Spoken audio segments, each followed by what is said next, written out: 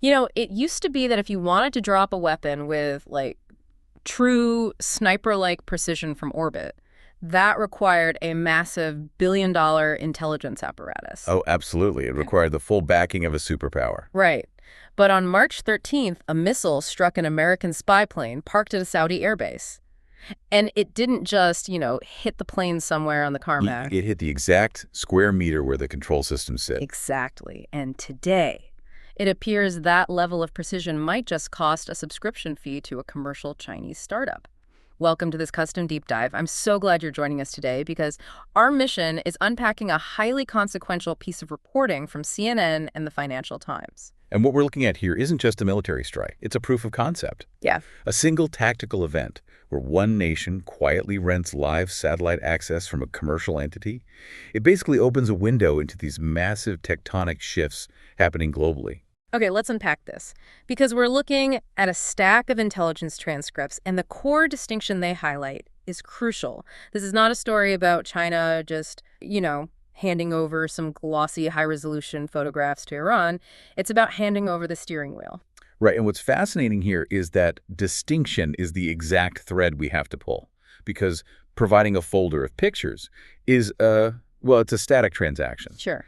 If a state actor provides imagery, they filter it, they decide what you see, when you see it, and, crucially, what they want to withhold to protect their own interests. But the reporting details that Iran signed a contract with a relatively new commercial Chinese space company called Ampersand. Yeah. And this contract didn't just give them pictures, it gave the Iranian military direct control over the tasking orders for a specific satellite, the TEO-1B. Which is huge. Yeah. Giving them the ability to directly input coordinates means they can track movement in real time. Like, they're the ones driving. Exactly. They can adjust their surveillance based on immediate battlefield needs, and they completely bypass the traditional, slow-moving diplomatic channels of intelligence sharing. So, to put this in everyday terms for you listening, it's the difference between asking a friend to text you a picture of a map versus them handing you the administrator login to their live security camera network. That's a great way to put it. Right. You can zoom in yourself, track movement on the ground, and just plan your own routes without asking for permission. And the reason this matters so much tactically comes down to the sheer optical power of that camera. Because before this commercial contract, the Iranian military did actually possess its own satellite capabilities. But they weren't great. No, the hardware was heavily degraded and the resolution was poor. And in the world of orbital intelligence, resolution is basically the difference between seeing a vague blur and seeing a highly vulnerable target. Well, the sources state the T01B operates at a half-meter resolution. What does that actually look like for someone sitting at a targeting console in Tehran? At half a meter, you aren't just identifying that a patch of concrete is an airfield. Okay. You are looking at a specific aircraft, and you're distinguishing its make and model based on the antenna configurations. Oh, yeah. wow. You can see the support vehicles fueling it, the layout of the perimeter security, and the physical location of the most critical avionics bays. For a military that previously had to rely on, low-resolution imagery, this is a night-and-day technological upgrade. Which brings us directly to the real-world consequences at the Prince Sultan Air Base in Saudi Arabia, because the satellite data logs from the reporting track this surveillance to mid-March. Right. On March 13th, 14th, and 15th, the T01B satellite was actively tasked to look down at that specific base. And the physical strikes followed that orbital surveillance almost immediately. Yeah. On March 13th, there was an attack on 5 refueling tankers. But the strike that changes the math entirely was on a key U.S. command and control spy plane. As we noted, they didn't just hit the fuselage at random, they targeted the exact section housing the controls. And doing that requires identifying the asset, understanding its structural vulnerabilities, and feeding those exact half-meter coordinates into a precision-guided munition. It transforms a generalized regional threat like just lobbing unguided rockets at a base perimeter. Which happens a lot. Right, but this transforms it into a surgical decapitation of a high-value asset. Okay, here's where it gets really interesting, though. Reading through this, I hit a massive logical wall. Sure. If they possess that level of surgical precision, if they can use this Chinese satellite to guide a weapon through the proverbial mail slot of a parked plane, why not use it to clear out the U.S. warships that are actively blockading ports in the region? I mean, an aircraft carrier or a destroyer is massive. Yeah. It's incredibly visible from space at half-meter resolution. Why target a single plane when the ships are the ones enforcing the blockade? It's a great question, but you're hitting on a fundamental limitation of physics in warfare. Captain Schuster addresses this directly in the source analysis. Aiming at a fixed structure, even a really valuable one parked on a tarmac, is static math. Right, it's not going anywhere. Exactly. Aiming at a warship is dynamic calculus, because the ship is moving. Right, because the missile isn't teleporting, it has a travel time. Exactly. Yeah. Let's say your satellite operator identifies a warship from orbit and launches a weapon. If it's a ballistic trajectory or a cruise missile, you might be looking at a 10 to 12-minute window between the moment of launch and the moment of impact. Okay. A modern warship cruising at standard combat speeds can move 1,200 to 1,500 yards in that time frame. That's nearly a mile. Right. So you aren't aiming at where the ship is. You have to aim at a patch of empty ocean where you predict the ship will be 12 minutes from now. Wow. And I'm guessing that assumes the ship travels in a perfectly straight line at a constant speed? Which naval commanders explicitly do not do when they detect a launch. They start taking evasive action immediately. And on top of that, you have to factor in the mechanical margin of error on the missile itself. The reporting notes these warheads might only be accurate within a circular error probable of 10 to 30 meters. Oh, I see. So even if your satellite tracking is perfect and your predictive math is flawless, the weapon itself might drift 30 meters in the wind or due to mechanical drag and just miss the hull entirely and splash into the ocean. Exactly. And that is still assuming the warship is a passive target. Which it isn't. It is absolutely not. Huh. The sources specifically mention the Aegis-class ships operating in the region. Right. The Aegis combat system is this incredibly advanced, integrated naval defense shield. It uses these powerful phased array radars to track incoming threats from over the horizon, and then it automatically guides its own interceptor missiles to destroy the incoming warhead midair. Wow. So hitting a moving ship involves predicting its path, hoping your missile doesn't drift, and somehow surviving a gauntlet of advanced radar-guided interceptors? It's a nightmare scenario for an attacker. So hitting a parked plane is just a math problem. Hitting an Aegis destroyer is like a knife fight in a phone booth? Precisely. The half-meter resolution makes targeting ships a theoretical threat, but physically executing that strike is exponentially harder. Okay, that makes sense. But that brings us back to the underlying strategy. If they can't easily break the naval blockade, what is the ultimate goal of hitting the spy plane? Because poking the U.S. military with a highly precise strike seems like a really good way to invite a massive retaliation. Well, we have to look at the specific platforms they targeted to understand the strategy. The goal wasn't localized military dominance. It was a calculated political message designed to inflict systemic long-term pain. Okay. The sources highlight that the U.S. actually no longer produces the E-3 or the RC-135 spy planes. Wait, really? No. Just to clarify those designations for a moment for you listening, an E-3 is the AWACS. It's that plane with the massive rotating radar dome mounted on the back that basically acts as an airborne air traffic control for an entire battle space. Right. And the RC-135 is the rivet joint, which is a heavily modified aircraft packed with classified electronics for electronic snooping. And you're saying these airframes are entirely out of production. Completely out of production. They are legacy airframes. They've been continuously upgraded with billions of dollars of highly sensitive electronics over decades. You cannot simply call up a defense contractor and order a new RC-135 off an assembly line. It's an irreplaceable asset. Yeah.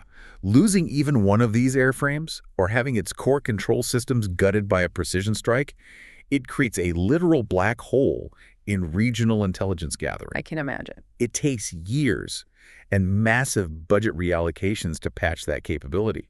So by blinding the U.S. military in that region, even partially, they are sending a message that echoes directly into the Pentagon's long-term budget and strategic planning. They are basically permanently taking a piece off the board. Exactly. But if Iran is successfully delivering these massive political messages via satellite-enabled strikes, we have to look at the country allowing that capability to flow. China. Right. Why is China risking involvement in this? Officially, we should note, the diplomatic record shows Beijing vehemently denies providing any military support to Iran. Well, diplomatic denials are standard statecraft. Sure. But the intelligence footprint on the ground, combined with the economic realities in Beijing, reveals a very different set of priorities. The ambassador interviewed in the reporting breaks down the sheer economic gravity of the situation. Basically, China relies on Iran for roughly 10% of its entire oil supply. 10%. For an economy the size of China's, which is basically the manufacturing hub of the world, 10%. is an astronomical volume of energy. That was massive. That's the difference between cities keeping lights on and heavy industry just grinding to a halt. And the timeline is what makes this a real crisis. The sources indicate that China operates with a surprisingly thin strategic buffer. They only maintain about 30 to 40 days of oil reserves. Wait, only 30 to 40 days? That's nothing. It's incredibly tight. Furthermore, satellite tracking shows that right before the U.S. naval blockade went into effect, Chinese state shipping vessels, specifically from the massive logistics company COSCO, they were rushing through the Strait of Hormuz to keep that oil flowing to the Chinese market. So the clock is actively ticking for Beijing. If that Iranian oil gets cut off by a blockade and they only have a 40-day domestic reserve, their internal economic stability is in immediate jeopardy. Exactly. It makes the decision to allow a domestic startup to lease satellite control to Iran look a lot less like a random corporate oversight and a lot more like a desperate strategic lifeline. It's a calculated risk to ensure their energy supplier survives the pressure. But if we connect this to the bigger picture, this brings to light a glaring geopolitical hypocrisy that the source has been considerable time analyzing. Because if we look back over the last 2 decades, China stood shoulder to shoulder with the United States, Europe, and Japan at the negotiating table.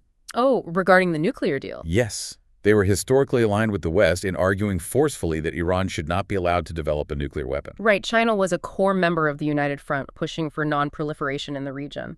But reading the current reporting, their stance has completely evaporated. There is absolute silence from Beijing on the issue now. The reporting points to a hardening strategic relationship forming between China, Russia, Iran, and North Korea. China is attempting a highly complex balancing act right now. How so?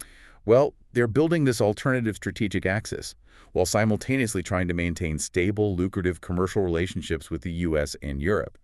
And as the ambassador's analysis points out, that inherently contradictory stance cannot hold indefinitely. Right. But the fact that Iran can even make this surgical strike reveals a much larger, quieter shift happening on the global chessboard. I mean, China's changing stance on Iran isn't happening in a vacuum. Beijing is calculating its risk based on how they perceive American power and, crucially, the current vulnerabilities within U.S. alliances. Exactly. Chinese leadership is watching every move the United States makes, constantly measuring tactical effectiveness against diplomatic distraction. The sources point out that China recently observed the U.S. military acting with extraordinary professionalism and effectiveness in 2 distinct theaters. Okay, where? First, in Venezuela, where China was completely unable to protect its own partner from U.S. pressure. And second, in effectively controlling the Strait of Hormuz during this blockade. So President Xi Jinping sees a highly capable U.S. military that can project power effortlessly across the globe. That should be a massive deterrent against doing things like allowing satellite rentals to adversarial military. Well, it is a deterrent on a purely physical hardware level. Okay. But geopolitics relies on the alliances that legitimize that hardware. And what Xi Jinping is seeing on the diplomatic front is a massive, highly exploitable rift opening up between the United States and NATO. He is watching the political foundation of the Western alliance basically crack. Right, and the reporting dives deep into just how bizarre and deep those rifts have become. It mentions disputes ranging from the seemingly absurd-like diplomatic friction over U.S. proposals to buy Greenland, to the deeply alarming, such as reports that Germany is actively drafting an open European NATO fallback plan in case the U.S. pulls its troops back entirely. Let's talk about the Greenland dispute for a second, because on the surface, a dispute over buying an ice-covered island sounds like a strange real estate story, but it caused actual diplomatic damage. It did. It alienated Denmark, which is a key NATO ally, and forced European leaders to question the predictability of U.S. foreign policy. And deterrence relies entirely on predictability. Right. If an adversary believes you will defend an ally, they won't attack. If they think your alliances are transactional or fragile, deterrence fails. Which perfectly explains why Germany drafting a fallback plan is a geopolitical earthquake. Absolutely. Germany was the geographic and logistical front line of the Cold War. If Germany feels the need to codify a plan for European security that does not include the U.S. military umbrella, that signals a profound structural failure in alliance trust. It means the unthinkable. A fragmented Europe without guaranteed U.S. backing is now being planned for as a realistic contingency by the most powerful economy in the EU. So what does this all mean? The reporting provides the context for why that trust evaporated under the U.S. administration at the time. Officially, for the U.S. to legally leave NATO, it would require complex legislative action. It's not something an administration can just, delete with a pen stroke. No, it is legally entrenched by Yeah. treaties. So, But the analysis points out that an administration doesn't have to formally withdraw to effectively hollow out the alliance. They can simply contribute less, attend fewer joint exercises, and continuously criticize allied leadership in public. which the reporting notes was happening extensively. The most damning detail here is that the U.S. didn't even invite its NATO allies to participate or consult on this specific conflict with Iran until the situation escalated and the U.S. ran into logistical trouble in the Strait of Hormuz. Yeah. They alienated their partners, tried to manage a volatile region alone, and only asked for backup when the water got hot. And from a strategic standpoint, alienating your closest allies right before entering a regional conflict is a massive unforced error. The ambassador's analysis makes this perfectly clear. Xi Jinping is watching these illogical, highly public arguments play out across the Atlantic, and he is weaponizing that friction. By positioning China as the adult in the room. Precisely. While the U.S. is locked in public, often erratic disputes with its oldest allies over defense spending or territorial oddities like Greenland, China is actively stepping into the diplomatic void. Yeah. They project this image of steady reliability, long-term partnership, and calm statecraft to the rest of the world. And they are doing this even while their commercial sector is quietly renting out orbital targeting capabilities to Iranian forces. It's wild. So we have a situation where a commercial Chinese satellite company essentially enables a surgical strike on an irreplaceable U.S. spy plane, while the Chinese government plays the role of the stable global diplomat, all while the U.S. and Europe are distracted by infighting. It ties the physics of missile ballistics directly to the psychology of international alliances. And it forces us to completely reevaluate what global power actually looks like today. We've spent this time dissecting the actions of major nation-states, the military choices of Iran, the economic anxieties of China, the diplomatic missteps of the U.S., and the shifting defense postures of Germany. But the catalyst for this entire sequence of events, the domino that started this fall, was a contract signed with a commercial startup. A corporation that most of the public has never even heard of. This is the true paradigm shift. Yeah. If a relatively new commercial company like Ampersand can single-handedly upgrade a nation's strike capability overnight, completely bypassing decades of slow, expensive, state-sponsored technological development, we are no longer living in the Cold War model of intelligence gathering. Right. Space is no longer exclusively militarized by a few superpowers with massive budgets. It is being actively privatized. It is available for rent to the highest bidder. Which leaves us with a deeply unsettling reality to consider. The ultimate high ground has transitioned from an exclusive, highly regulated club of nations to basically a pay-per-view security camera network. So for you listening, here's a thought to walk away with. What happens to the balance of global security when devastating military precision isn't a closely guarded state secret, but just a corporate subscription away? Thanks for joining us on this deep dive, and keep questioning the world around you.